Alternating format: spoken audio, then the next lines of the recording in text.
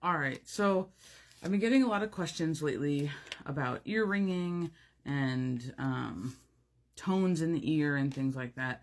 So I thought one of the things that we could kind of cover today would be deaf tone.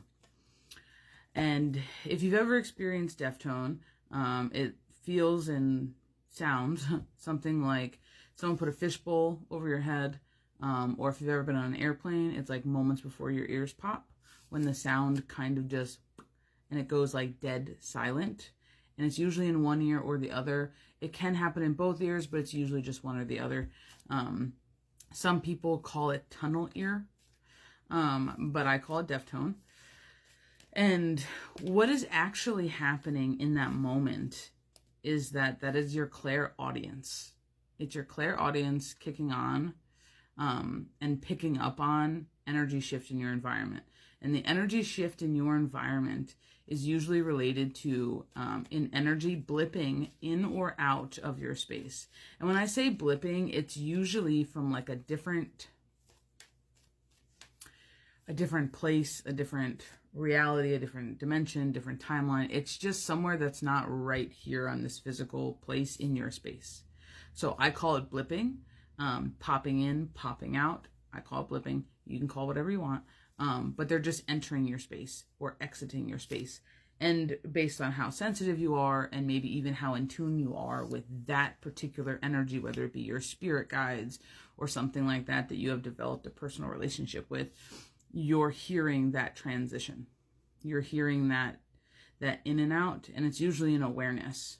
It's usually an awareness that something just entered your space. It's kind of like a heads up. It's like pinging you as a heads up. For me personally, it doesn't really mean anything, and because I just use it as that. Obviously, if you would like to bridge a conversation, knowing that one of your people just blipped in, feel free to do it. But we get that question all the time. And now you can have deaf tone or tunnel ear, and then immediately afterwards be followed with a high pitched frequency. And that's usually based on, it's usually produced by the thing that just blipped in. Now, some people will experiencing it when they're in the conversation.